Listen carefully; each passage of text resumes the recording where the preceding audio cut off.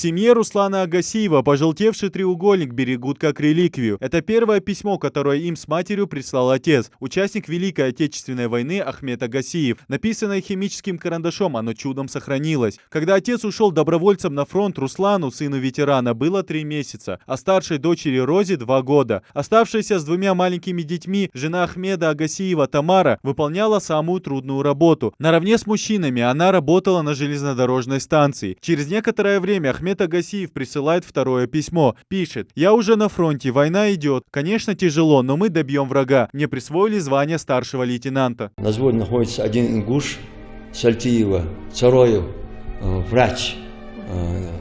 И там он был военный врач. Так, очень хорошо у нас идет. С нами там и донские казаки были, и с Новочеркасска, и с Ростова, и русские. Все очень дружно воевали, мы, говорит. Нормально было.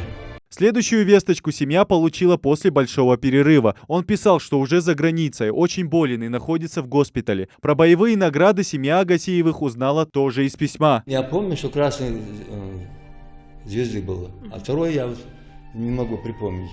Так же, как и Ахмед Агасиев, с полей сражения Великой Отечественной войны домой не вернулся и Алаудин Алиев. О его судьбе известно немного. Алаудин родился в 1918 году в селении Верхние Очулки. Был призван на войну Очелукским военным комиссариатом. Командир взвода малых танков 411-го отдельного танкового батальона 11-й армии. Погиб 27 октября 1942 года. Данные стали известны через Центральный архив Минобороны России. Да, было 4 сына. Из них 2 ушли на фронт, у одного была бронь, 4-й был подросток. Но дед, конечно, постарался, дал образование своим сыновьям. Они закончили Владикавказский педтехникум. И до призыва в армию Алаудин, мой дядя, работал учителем, у него была самая гуманная профессия.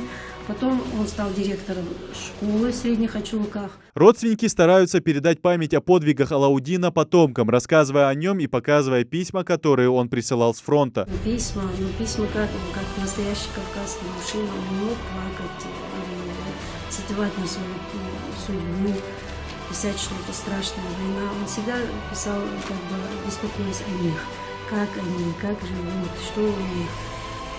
Но, к сожалению, когда ввели ссылки, многие документы были утеряны. Таких историй в Ингушетии немало. Сотни фотографий приносят в музей краеведения родственники участников Великой Отечественной войны. В каждой семье хранят память о своих близких, которые воевали на фронте или трудились в тылу. «Лица Победы» – проект, объединяющий судьбы поколений героев суровых 40-х и их потомков. Идрис Ижиев, Новости 24.